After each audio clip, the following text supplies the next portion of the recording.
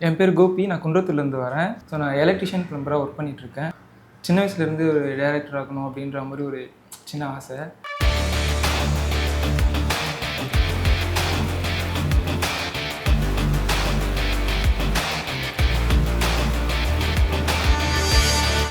வணக்கம், சினிமாக்காரன். இது வந்து என்னோடய second round audition.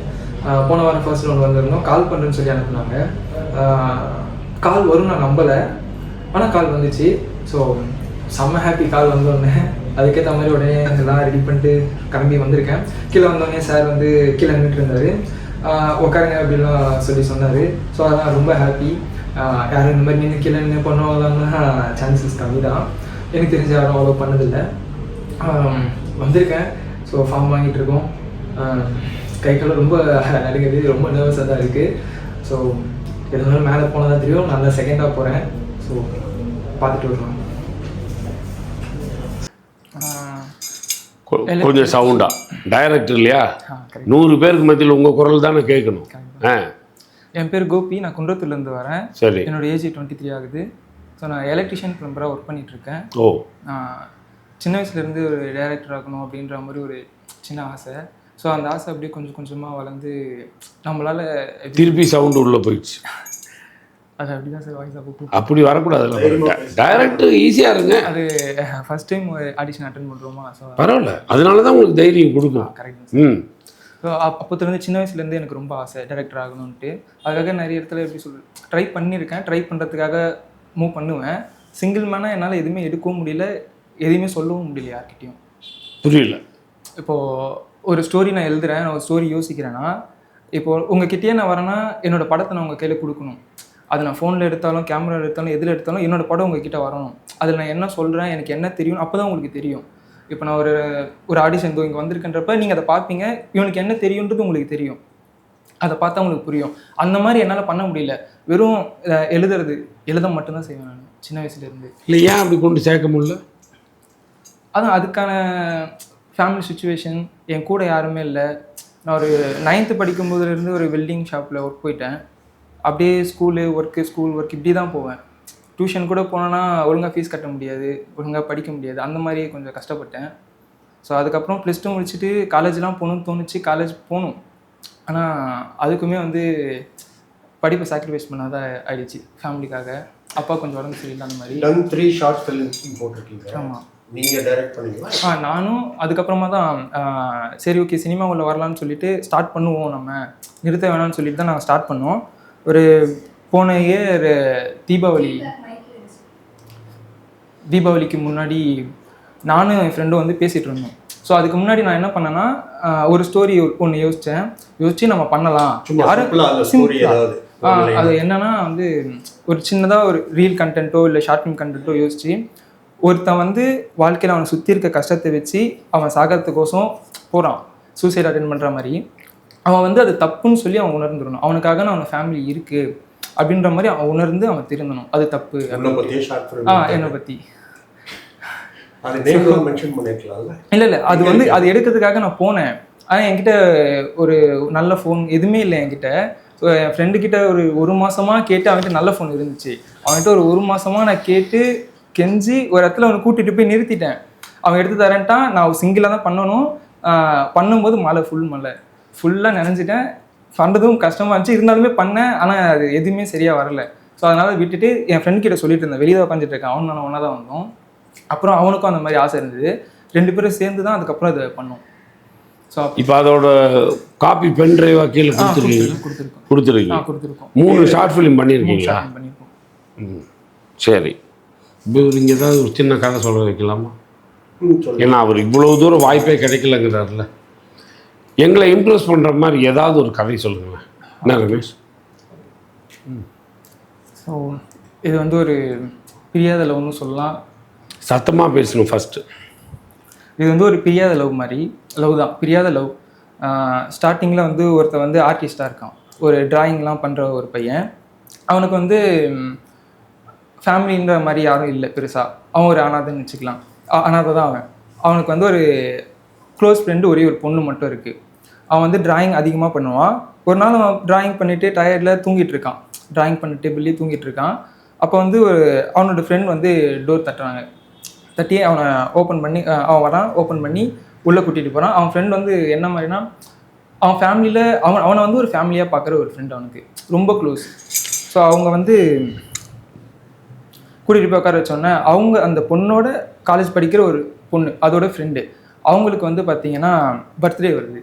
So birthday வந்து ஒரு 1 மந்தில் வரப்போகுது. இவன் வந்து அந்த பொண்ணுக்கு கிஃப்ட் தரணும்னு சொல்லி ஒரு ஆர்டிஸ்ட் ஒரு பெயிண்ட் வரையணும் ஆர்ட். அந்த பொண்ணை வரைஞ்சி தரணும்னு சொல்லி இவங்கிட்ட வந்து கேட்குது. ஸோ அவன் வந்து என்ன பண்ணுறான், அந்த பொண்ணோட ஃபோட்டோ பார்க்குறான். ஃபோட்டோ பார்த்து தான் வரையணும்னு சொல்லி அவன் ஃபோட்டோ வாங்கி பார்க்குறான். அது வந்து அந்த பொண்ணை பார்த்த உடனே அவனுக்கு அவனோட ஃபேமிலி எல்லாமே வந்து ஒரே செகண்டில் கிடைச்ச மாதிரியான ஒரு ஃபீல். அந்த ஒரு ஃபீல் அவனுக்கு எப்படி சொல்லணும்னு தெரியல. அது ஒரு லவ்வாக என்ன அது எதுவுமே அவனுக்கு தெரியல. அந்த மாதிரியான ஒரு ஃபீல். ஸோ அவன் வந்து அந்த ஃபோட்டோ பார்த்துட்டு சரி ஓகே நான் வரைஞ்சி தரேன் அப்படின்ற மாதிரி சொல்லிவிட்டு ஸ்டார்ட் பண்ண ஆரம்பிக்கிறான். ஸ்டார்ட் பண்ணும்போது அவன் வந்து கண்ணாடி போட்டுட்ருப்பான். ஸோ அவனுக்கு வந்து கண் பார்வை கொஞ்சம் ப்ராப்ளம்.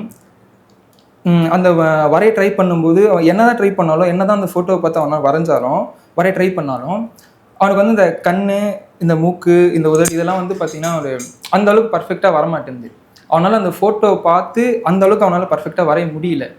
ஸோ அதனால் அந்த பொண்ணை நேரில் பார்க்கணும் முடிவு பண்ணுறான். நிறைய டைம் அந்த ஃப்ரெண்ட் கிட்டே கேட்குறான் இந்த மாதிரி பார்க்கணும்னு சொல்லி. இது எக்ஸாமு வெளியே இருக்கும் அந்த மாதிரி சொல்லி டேட் தள்ளி போகுது. ஸோ ஒரு நாள் வந்து அந்த பொண்ணே ஃபோன் பண்ணி இவனை எழுப்பி இதான் அந்த பொண்ணை இப்போ மீட் பண்ணுற சான்ஸ் இருக்குண்டா, நான் காலேஜ் முடிச்சு வந்துட்டுருக்கோம். ஸோ நம்ம போகிறதுக்குள்ளே நாங்கள் அந்த பொண்ணு போயிடும், அதுக்குள்ளே நீ வந்து பார்த்துருன்னு சொன்னோடனே இவன் வந்து அந்த பொண்ணுக்கு ஆப்போசிட்டில் வந்து நிற்கிறான். இந்த பொண்ணு தானே அவன் ஃப்ரெண்டு காட்டும்போது இந்த பொண்ணு பக்கத்துலன்னா அவன் கூட பேசிகிட்டு இருக்கு. ஃபர்ஸ்ட் டைம் அந்த பொண்ணை அவன் நேரில் பார்த்த உடனே அவனுக்கு அப்போ தான் தெரியுது அது லவ்னு. அந்த பொண்ணை அவன் லவ் பண்ண ஸ்டார்ட் பண்ணுறான். ஒரு மாதிரி ஃபீல், இந்த பூலாம் பறக்கும், பட்டர்ஃப்ளை பறக்கும், அந்த மாதிரிலாம் ஒரு லவ்.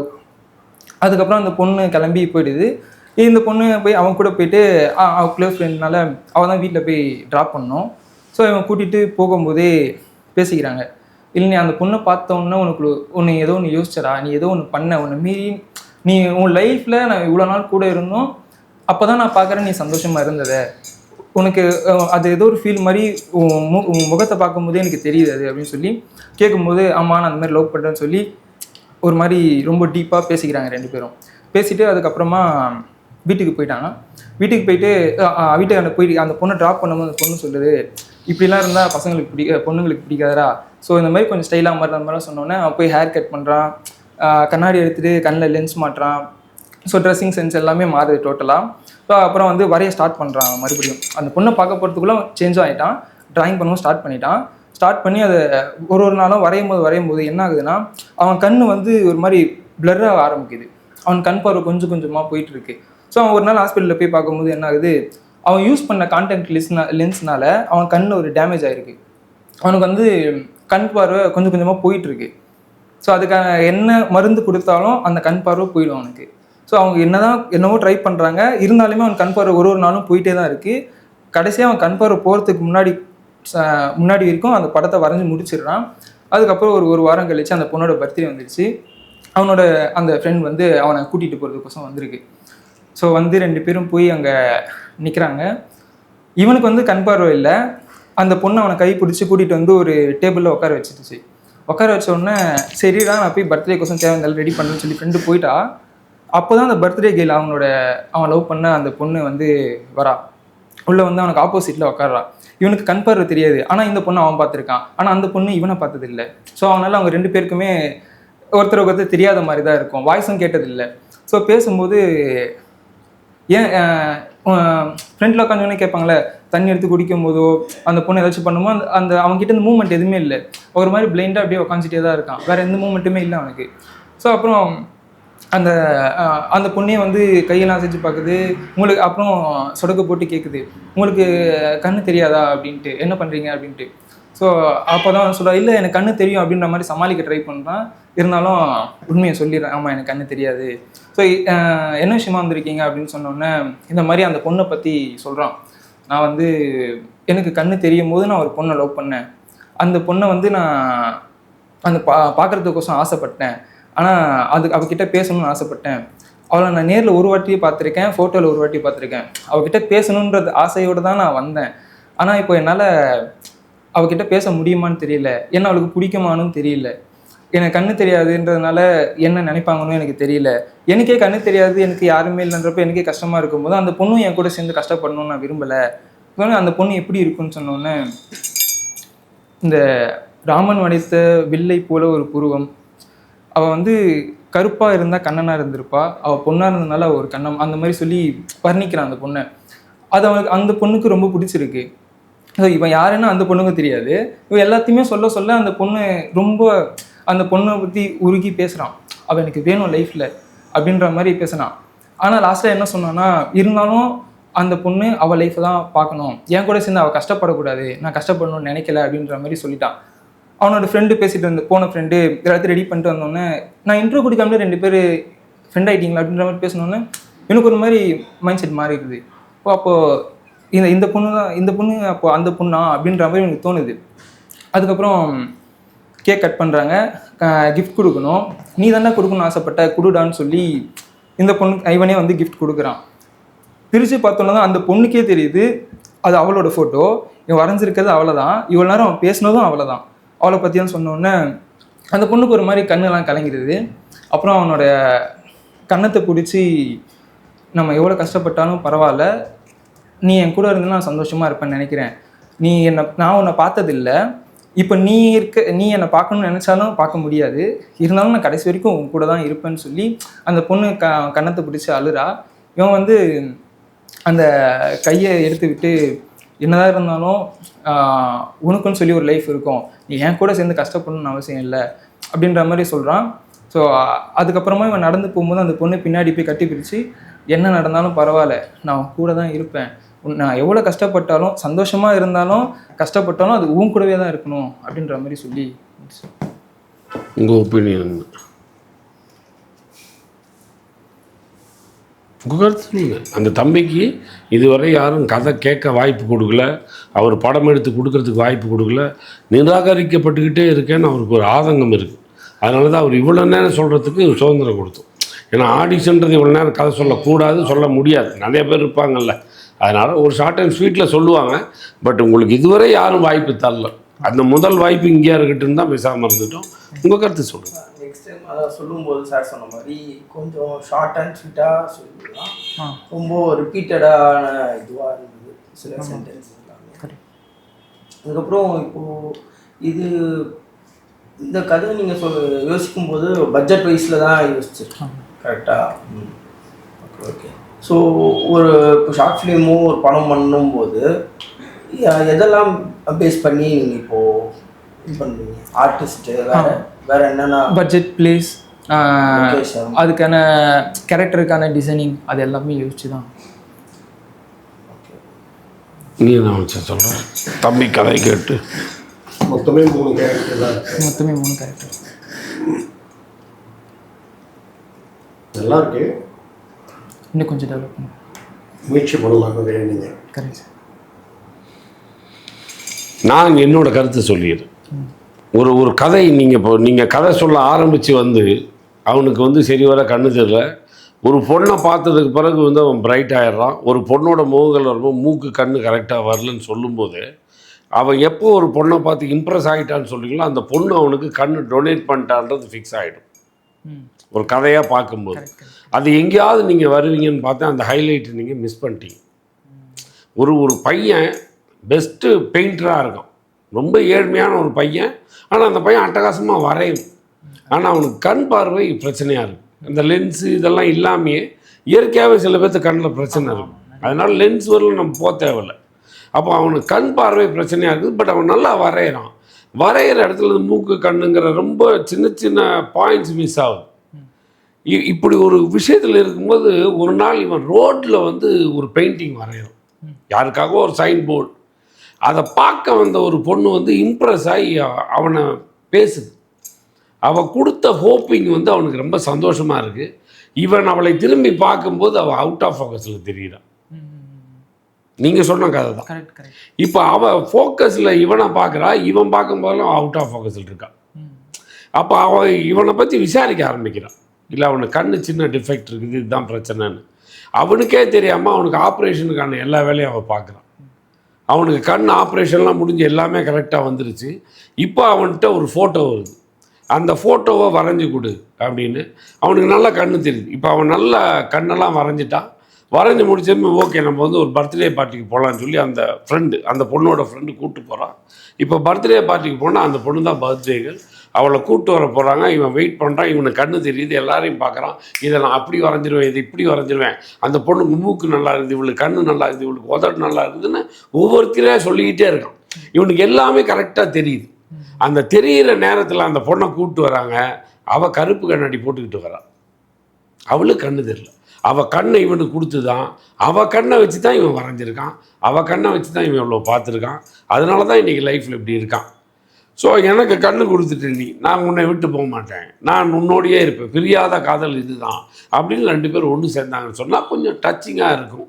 அப்படிங்கிறது என் அனுபவத்துக்காக சொல்கிறேன். உங்கள் கதை தான் கொஞ்சம் ஸ்க்ரீன் பிளே மாறுங்க. உங்கள் கருத்தை சொல்லுங்கள். இப்போ நான் கதை சொன்னேன் உங்கள் கதையை, உங்களுக்கு அது எப்படி இருக்குது? இல்லை நல்லா தான் இருக்குது. இது என்ன ஒரு பேஸில் யோசிச்சு நாங்கள் எழுதணும்னா, நம்மளால் என்ன முடியும், நம்ம எடுக்கிறதுக்கு நமக்குன்னு ஒரு பட்ஜெட் இருக்குது. அந்த மாதிரி ஒன்று வச்சுக்கோங்க. இல்லை ஒரு விஷயம் வச்சுக்கோங்க. கற்பனை அப்படின்னு ஒரு கதை எழுதும்போது காசை வச்சுட்டு எழுதாதீங்க. நீங்கள் பணக்காரனோ பிச்சைக்காரனோ உங்களால் முடியுதோ முடியலையோ படம் எடுக்காமல் போங்க. கற்பனையை கட்டி போட்டுக்கிட்டு எழுதுனீங்கன்னா கதை வராது. அது கரெக்ட் தான். நான் முன்னாடியே வந்து பார்த்தீங்கன்னா ஸ்டோரி எழுதிடுவேன், இந்த மாதிரி எல்லாம் பண்ணணும்னு யோசிச்சு எழுதிடுவேன்.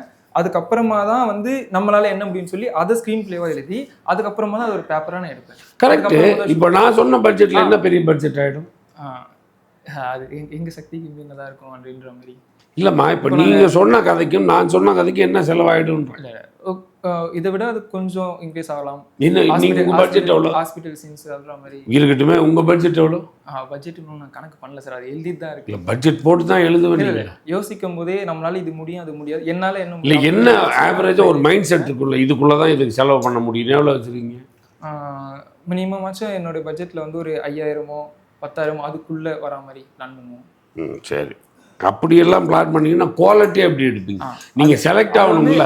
அதுதான் இப்போ நாங்கள் வந்து பார்த்தீங்கன்னா போன தீபாவளி தான் ஸ்டார்ட் பண்ணோம். ஃபஸ்ட்டு ஃபிலிமில் வந்து பார்த்தீங்கன்னா டப்பிங் பண்ணணும், ஆனால் எங்கள் கையில் மைக் இல்லை. ஸோ குவாலிட்டியாகவும் கொடுக்கணும். என் ஃப்ரெண்டு ஒரு OnePlus ஃபோன் வாங்கினேன் அப்போ தான் புதுசாக. அதை எடுத்துகிட்டு போய் தான் டைலாக்கே இல்லாமல் நாங்கள் ஒரு ஷார்ட் ஃபிலிம் பண்ணோம். அதுக்கு அடுத்து தான் வந்து பார்த்தீங்கன்னா மைக் வாங்கணும். அது முடிச்சு தான் அதுக்கடுத்து நாங்கள் மைக் வாங்கணும். ஸோ இப்போ வந்து நம்மகிட்ட ஆக்டர் இல்லை. ஸோ அதனால் ஃபேஸ் காட்டாமல் தான் ஒரு சோஷியல் கருத்தை வச்சு இந்த ஒரு குப்பையை வச்சு வெறும் கால் அவங்க ஃபேஸ் எதுவும் காட்டாமல் அந்த மாதிரி நாங்கள் டப்பிங் பண்ணோம். ஏன்னா ஆர்டிஸ்ட்டு இல்லைன்னு சொல்லிட்டு அந்த மாதிரி தான் ஸ்டெப் பை ஸ்டெப்பாக பண்ணோம். நீங்கள் சொன்ன கதை அப்படிங்கிறதுலேருந்து நமக்கு ஒரு விஷயம் தோணுது.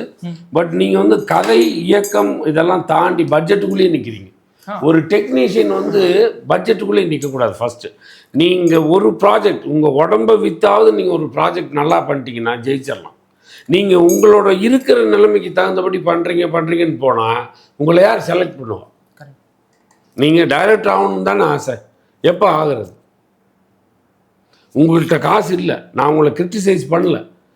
உங்கள் தலையை அடமானம் வச்சாவது ஒரு நல்ல ப்ராஜெக்ட் பண்ணிட்டீங்க அப்படின்னா தான் உங்களோட குவாலிட்டி தான் எனக்கு முக்கியமே தவிர உங்களோட கஷ்டமோ உங்களோட லைஃப் ஸ்டைலோ எனக்கு அவசியம் இல்லை. அப்போ நான் உங்கள் ப்ராஜெக்ட் தான் பார்ப்பேன்.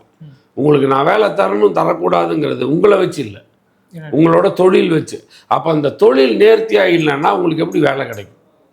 உங்கள் கையில் காசு இல்லை, எனக்கு ஃப்ரெண்டுகளை ஹெல்ப் பண்ண மாட்டாங்க, கொடுத்து உதவ ஆள் இல்லை, நான் இப்படியே போகிறேன்னா எப்போ நீங்கள் டைரக்டர் ஆவீங்க?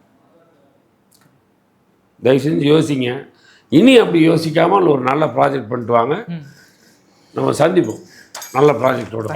வாங்க. என்னோட ஆடிஷன் முடிஞ்சு வெளியே வந்துட்டேன்.